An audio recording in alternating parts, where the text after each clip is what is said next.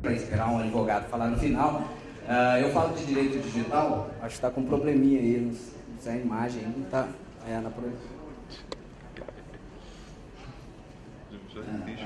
tá sem imagem, tá? Tá sem imagem mesmo, no fundo não é amarelo não. Bom, infelizmente o fundo não é amarelo, tá? Não é assim, não. O fundo tem imagem, não sei o que aconteceu aí, mas bom, vamos lá. O que importa é o conteúdo aqui. Também não está funcionando. Estou falando, advogado cheio. Bom, deixa eu ver se vai funcionar aqui agora. Ótimo. Assim, vou falar para vocês um pouco de direito digital. É um desafio falar em 15 minutos, né? Advogado falar sobre direito já é um assunto mais complexo para muita gente aqui, então, especialmente. E volta para mim, por favor. Realmente, pode voltar tudo, volta tudo. E aí, o tema para mim era direito digital. Como é que eu vou falar em direito digital em 15 minutos? A gente hoje tem tantas vertentes do direito digital, né? Eu pensei em trazer para vocês as principais inovações legislativas, algumas tendências e alguns aspectos dessas novas legislações que a gente tem que se adequar, especialmente aqui que nós estamos falando para empreendedores, né? Bom, o direito digital, pode passar. Vou fazer assim, aí você passa, aqui vai dar certo. Nós temos alguma evolução dos conceitos. O direito digital eu comecei a estudá-lo assim, em 2001. Em 2001 a gente discutia muito pouco sobre direito, as pessoas ainda achavam que a questão da internet não tinha tanta implicação no mundo jurídico. No máximo que nós tínhamos era alguma discussão relativa a registro de domínio, uso de marca em registro de domínio. E depois foi passando o tempo, a própria evolução da internet foi trazendo novas demandas, como a questão de privacidade, alguns crimes típicos, né, que o pessoal achava, bom, será que precisa de lei para a internet, né? Será que a gente precisa de uma regulação específica para punir algumas condutas? Sim, em alguns casos até que não. A maioria dos crimes, as condutas já poderiam ser aplicadas as mesmas legislações na internet, mas alguns outros que foram surgindo, crimes típicos de invasão de dispositivos informáticos, questões de acesso não autorizado, começaram a demandar uma ebulição legislativa. Dentro dessas ebulições legislativas, há muita gente que deve ter visto a questão do SOPA PIP Act. SOPA não é sopa de comer, né, que é o Stop Online Privacy Act. O PIPA também, que é o Protect IP Privacy Act também, e o ACTA, que é um tratado de mesmo teor. São 3 legislações que chamaram muito a atenção no ano passado, né, no começo do ano, porque ela tratava basicamente de direitos autorais. Então as pessoas, meu Deus, querem calar a internet, né? E aí a gente começou a ver ali o Facebook e o Wikipédia, a própria Google colocando ali informações e a gente aceitando aquelas informações passivamente. Nossa, estão querendo acabar com a internet, sou contra o SOPA, sou contra o PIPA, sou contra o ACTA. E acabou, foi a primeira vez na história mundial que um lobby ele começou a ser feito pela internet. E o lobby foi tão forte que esses projetos acabaram. Não vamos nos iludir, por que esses projetos pararam, né? Por que a Google e Facebook eram tão contra esse projeto? Simplesmente porque focava e atrapalhava o negócio deles. Não atrapalhava a internet, atrapalhava o negócio deles. Fato que algumas dessas questões, esses projetos, alguns elementos ali, ele traziam um certo abuso na retirada de conteúdo, mas o grosso mesmo é porque o projeto proibia a captação de recursos para sites com conteúdo pirata, ele bloqueava o mecanismo de busca, indicar conteúdo pirata. Esse sim foi o verdadeiro problema que os players começaram. Tanto é que ninguém fez muito rebuliço, porque quem manda no jogo são eles e não colocaram isso na internet. Eles são a favor de um outro projeto que também tem a ver com privacidade, com informação de dados, mas que por outro lado protege o negócio deles, que é um ato que é contra o cyberterrorismo. Então assim, a gente começa a ver nessa evolução que na verdade os players estão todo mundo defendendo o seu próprio negócio. E a legislação foi mudando com isso. Bom, e no Brasil? No Brasil, a ausência de lei, gente, nunca foi motivo para deixar de aplicar o direito às relações da internet. No Brasil nós temos milhares, mais de 300 mil julgados que tratam da internet. Então não foi nenhuma falta legislativa que impediu as relações humanas, que estão só no novo meio, serem sujeitas a aplicações de punições, aplicações até regulação civil. Por exemplo, nós temos nosso Código de Defesa do Consumidor, ele é de 1990. E nós aplicamos tranquilamente ele as relações de compras online. Quando a gente compra, que é a compra à distância. Eu precisava de uma lei falar que a compra à distância pela internet? Não, é compra à distância. E de qualquer forma, é só um meio novo. Embora, tá? Já tem projetos que estão especificando compra à distância pela internet.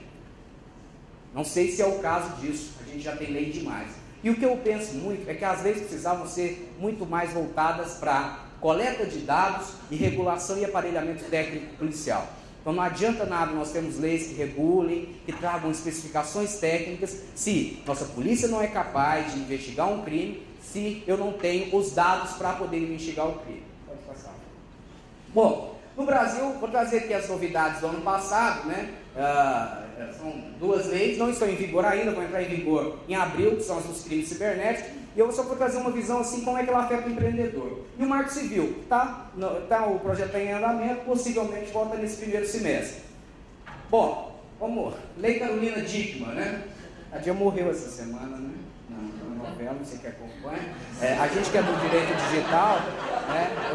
A gente até torcia muito por isso, a gente achava até que demorou, porque essa lei, nós tivemos uma lei aqui, ó, a Lei Azeredo, tá? Eu estou muito frustrado porque está em amarelo, porque tinha uma imagem bonita que está no fundo, mas eu não sei o que aconteceu. A Lei Azeredo, ela foi discutida desde 1999. Nós discutimos diversos tipos penais. No dia que aconteceu o negócio com a Carolina Dickmann, o advogado dela foi, não conseguiu resolver, porque não sabia mexer com direito digital, e botou no Congresso para aprovar a lei que era do PT, tirou do PSDB rapidão e pronto, acabou com o PL 84/99 e botou a lei da Carolina Dickmann. Vocês vão como que a lei era inteligente no começo? Não pode passar. Hoje ela é assim que basicamente o principal da lei traz. Mas no começo, só para vocês terem uma ideia de como é que é o nosso processo legislativo no Brasil, né? Em vez de invadir dispositivo informático, era devassar dispositivo informático. Eu não vou falar aqui, mas eu tenho medo, o que é devassar um dispositivo? É uma coisa quase que sexual, né? Tipo, devassar um dispositivo informático, eu penso um hacker debruçado em cima do computador lá, eu não sei o que é isso, sabe? Sinceramente, mas melhorou. Ainda é ruim, mas ela melhorou. E lei posta é lei para ser cumprida, então agora eu tenho que trazer para vocês todos os problemas que ela tem, mas algumas questões importantes. Então hoje, a partir de abril agora, que a lei entra em vigor, quem invadir um dispositivo informático alheio, você invadir um iPhone, invadir um notebook, invadir um roteador, né? Ele vai cometer esse crime de invasão de dispositivo, desde que, mediante violação indevida de mecanismo de segurança. Lá no PL 84, a gente chamava esse tipo de acesso não autorizado, acessar sem autorização do dispositivo. Qual que é a diferença? A diferença é que hoje, se você não tiver senha no seu computador e o cara invadir, ele não comete crime nenhum. Se você não tiver uma firewall que seja, ele não comete crime nenhum. Porque ele tem o quê? Violar indevidamente o mecanismo de segurança. E aí mais, você deixa o computador para assistência técnica. Aí só para curiosidade, tá? A lei é chamada de Carolina Dickmann, mas esse dispositivo não aplicou ao caso dela, não se aplica ao caso dela. As coisas de Brasil. Mas agora pelo menos eu não tenho que ver ela toda noite mais, né? Em casa, quando a mulher liga, eu não preciso assistir ela mais brigando lá com a Turquia. Aqui, autorização expressa. Quando vai levar o dispositivo para assistência técnica. Os empreendedores que forem da área de assistência técnica, se tiver algum aqui, tem que começar a rever seus contratos, para deixar expresso que a pessoa lá está dando essa autorização, que ele vai trabalhar no seu computador, para que ele não seja depois responsabilizado por invasão de dispositivo informático. Pena. É um ponto muito negativo da lei também. Você vê a pena traz um máximo aqui, para essa tipificação principal, um máximo de 1 ano, o que faz com que quem cometer esse delito vai responder em juizado, vai poder dar uma cesta básica, fazer uma transação penal, e aí a gente começa a imaginar quem atua na área, sabe como que são esses crimes cometidos, são muito mais frequentes do que a gente imagina. Pra vocês terem ideia, tem pessoas que em um pregão eletrônico invadem o dispositivo do concorrente para derrubar ele no momento do pregão eletrônico para ele conseguir fazer o preço melhor. Tá? Aí agora você me imagina, eu contrato ali um hacker, invade o meu concorrente, eu vou te dar R$5.000 por mês, você só vai responder, você vai fazer uma transação penal depois, e eu só vou ganhar a licitação, meu amigo. Essa pena não inibe a conduta criminosa, tá? Pode passar. Bom, na mesma pena aqui, quem corre, produz, distribui, vende, ou vende dispositivo ou programa de computador que permite o acesso remoto. Isso aqui são aqueles, todo mundo aqui que tem uma assistência técnica na sua empresa, o cara acessa remotamente seu dispositivo. A lei, o que ela traz agora? Que é crime o cara que produz o software para acessar remotamente o dispositivo. Aí fala, não, Rafael, mas peraí, é claro que é com o intuito de permitir a prática. Não. Quem trabalha nas delegacias, igual eu trabalho, e um tanto de delegacia que tem no Brasil inteiro, se vocês verem o preparo que eles têm para crime cibernético, uma coisa linda. Você vai ver lá, meu amigo, ele vai ver, peraí, o cara invadiu, ele usou o que? Acesso remoto? Usou esse software, o que faz esse software? Chama o dono para depor, e aí você vai ter que ir lá, se você não colocar no contrato. Até com o seu contrato, coloca ostensivamente que o software não é para permitir qualquer tipo de conduta ilícita, e aí você já se protege bastante. Uma outra previsão, o crime de DDoS, que é a derrubada de sistema, negativa de serviço, que é aquele que aconteceu em julho do ano passado com frequência nos órgãos do governo, ainda acontece, que é o acesso, o cara joga um monte de acesso no site e o site derruba. Ele não invade o site, como muitos acham, invadiu o site do Banco do Brasil, acabou minha conta. Não, ninguém invadiu, ele só derrubou o sistema. Esse crime já tem, embora a pena também seja baixa, ele já sai da alçada de usado criminal. Deixa eu passar.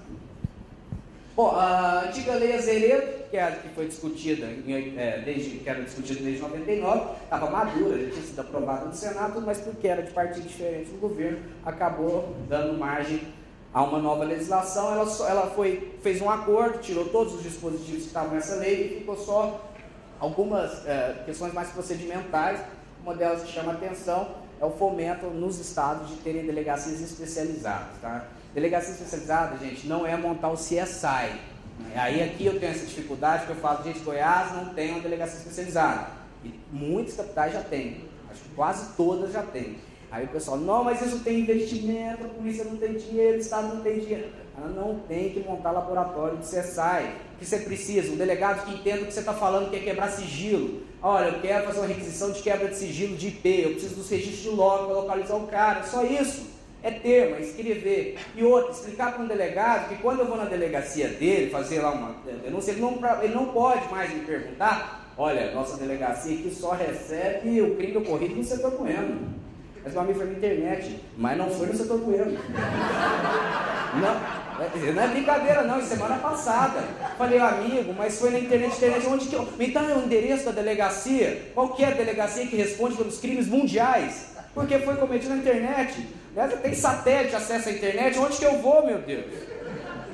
E isso precisa ter orientação, não precisa gastar dinheiro, orienta um delegado, um perito, resolve o nosso problema. Pode passar. Bom, Marco Civil, falar aqui rapidinho para vocês. Marco Civil, até no dia 21 vamos ter uma audiência pública aqui na Câmara Municipal, nós vamos tratar bem a fundo o Marco Civil, mas trazer alguns pontos para vocês. Neutralidade da rede, todo mundo sabe o que é neutralidade da rede? Tá. A única coisa que não é neutralidade da rede, tá? Votar e aprovar a neutralidade da rede não significa que as empresas não vão poder cobrar preços diferentes por velocidades diferentes. Essa é uma grande confusão que tem. O que não se pode fazer quando você defende a neutralidade da rede é discriminar conteúdo. Olha, o vídeo do YouTube passa mais rápido na banda, mas o vídeo do UOL eu deixei ele mais lento, porque o YouTube me paga mais aqui, eu, provedor de conexão, eu, Oi, eu, GVT, né? É isso que é a questão de não discriminar conteúdo de pacote de dados, tá? Diferença de velocidade vai continuar podendo ser cobrada. Garantir ao usuário. Diferente daqueles projetos SOPA, aqui, vai ver. O SOPA, é que no SOPA e os projetos mundiais que surgiram e pipocaram no ano passado aí, esses projetos eles tinham a visão dos direitos autorais, que a gente fala a visão da indústria hollywoodiana. E o Marco Civil, ele é pioneiro no mundo, embora já tenha um Consumer Privacy também nos Estados Unidos, que está tramitando, só que está mais lento do que o nosso vai ser o primeiro, que traz o aspecto de uma legislação sobre a visão do usuário. Ou seja, trazendo garantias aos usuários, sobre a coleta de dados, avisos prévios, concessão a terceiro, para a gente saber finalmente, embora hoje, gente, não é a falta de legislação, o Código de Defesa do Consumidor já fala claramente sobre isso, o que eu posso coletar ou não de dados, o que eu posso fazer com o dado que eu coleto na rede social para fazer uma publicidade. Isso a legislação hoje já tem, mas o marco ele vai deixar isso mais claro. Então o marco ele não traz penas, não traz crimes, ele traz ideais a serem seguidos. Então você vai ter que avisar previamente, não ceder dados a terceiros, a responsabilidade do provedor de conexão e de conteúdo, até quando que o Facebook vai ser responsabilizado pelo conteúdo que está lá? Hoje ele é responsável, os provedores de conteúdo, pela jurisprudência. Se você notifica para retirar um conteúdo e ele não retira, ele se torna responsável civilmente. Com o Marco Civil, não. Com o Marco Civil, ele só vai ser responsável se ele desobedecer a ordem judicial. Então você vai primeiro e tem que só pode pedir remoção de conteúdo com a ordem judicial. A questão de por quanto tempo tem que guardar os logs, o Marco traz aí um período de 1 ano para registro de conexão, ou seja, só para as operadoras de telefonia. Para os provedores de conteúdo, o Marco Civil faculta a guarda de logs, tá? Ai, que ótimo, vai proteger minha privacidade. Privacidade, gente, eu trago algumas reflexões no final aqui, que a gente tem que refletir, porque liberdade de expressão é bom dos outros, né? Porque assim, quando é com você, você quer se proteger. Eu vejo muitos casos, mas na internet, liberdade de expressão. Aí quando o cara é difamado, não, esse cara não vai falar isso de mim, não. Você não defende, não, liberdade de expressão. Por que eu estou dizendo isso? Porque os principais casos de ofensas à honra que acontecem são nas redes sociais. Nas redes sociais, a gente prova, fica documentado. Tá? A diferença da gente falar aqui, vocês falarem que eu ofendi alguém, eu vou lá de fora e desminto. A rede social está documentada. E quando o Marco Civil traz a faculdade dos provedores de conteúdo de armazenar os logs, significa que, para os crimes de contra a honra, eu não vou conseguir mais saber a autoria. Porque eu vou lá, tenho que mandar para o Facebook vai falar, olha, não, a lei, o Marco Civil está aprovado, olha só, eu não tenho obrigação de guardar dados. Mas você guarda. Não, mas a lei fala que não tem obrigação, então se eu não tenho obrigação de guardar, eu não tenho os dados, eu não vou te fornecer. E aí a gente não vai saber a autoria. Tá? Educação digital, questão importante do Marco Civil também, que traz colocar na política pública a educação digital. Isso é fundamental, embora não chame muita atenção, que geralmente a educação não chama muita atenção mesmo, né, no Brasil, infelizmente, mas é um dos pontos mais positivos que eu vejo no Marco Civil. Deixa eu passar. Bom, concluindo aqui, necessidade de adequar os processos da empresa. Né? A gente precisa entender um pouquinho dessa legislação para a gente adequar os processos. E adequar a questão da segurança da informação, controlar senhas, educar os nossos colaboradores ao uso de senha. Quem faz login em computador, eu tenho uma palestra que fala só sobre isso, assim, quem faz login em computador não é o departamento, é uma pessoa. Tá? Então, na empresa, o almoxarifado não faz login no Windows. Tá? Quem tem que fazer é o seu José. Por quê? Porque se ele cometer algum crime ali, ou até mesmo ilícito civil, na investigação, o IP vai levar ao proprietário da máquina, que vai ser o senhor, vão ser os senhores empresários. E o empresário vai responder pelos atos dos funcionários. E aí você vai se ver podendo responder com dinheiro, ou até mesmo com crime, né, com eventual responsabilidade criminal, se você não conseguir identificar seu funcionário. Você não vai conseguir identificar, você não orientou ele, o IP identificou o seu computador, você é o proprietário da empresa, você vai ser responsável pelos atos dos seus funcionários. Tá? Reavaliar o contrato frente a essas inovações legislativas. Prevenção, treinamento de segurança da informação em redes sociais. Evita a responsabilidade da empresa, como eu falei, difamação, injúria, furto de dados, uso indevido da imagem, propriedade intelectual. As pessoas não estão se atentando muito para isso nas redes sociais, tá? Isso tudo configura delitos, usar indevidamente a imagem das pessoas, e isso inclusive também nas mídias digitais, até onde nós podemos usar esses dados das pessoas, até onde a nossa publicidade online ela tem que segurar os limites publicitários, por exemplo, de autorregulamentação como o CONAR, do próprio Código de Defesa do Consumidor, questão de adequação da oferta. Isso tudo tem que ser pensado. Bom, eu ia deixar algumas reflexões, que a gente fala muito em privacidade, mas será que agora, daqui a uns anos, a gente vai ter tanto esse interesse em privacidade, nós vamos brigar tanto por privacidade?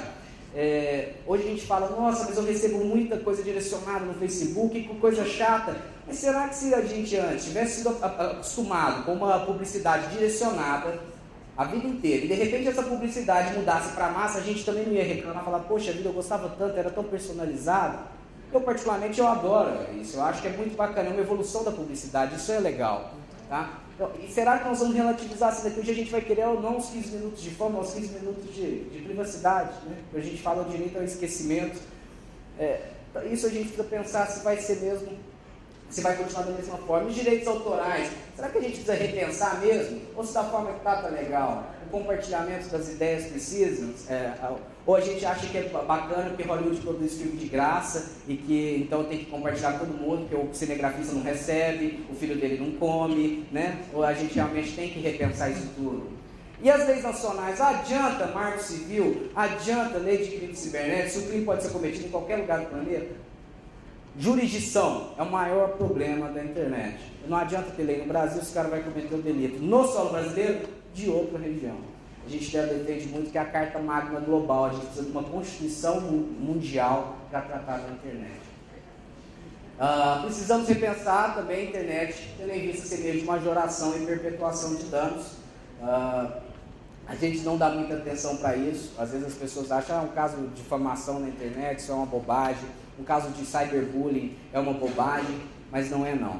São os casos mais graves que tem, porque isso afeta o psicológico do cidadão, ele fica a vida inteira marcado, vai numa entrevista de emprego, ainda que você retire o conteúdo de uma rede social, ele é indexado pelo Google, o cara vai lá fazer uma entrevista de emprego, pesquisa, está o nome do cara, isso afeta profundamente as pessoas. Então os danos são majorados, a gente precisa repensar até nossa conduta em relação a isso. Pode passar. Como deu problema a imagem, deve ter dado problema no vídeo, então eu agradeço todo mundo.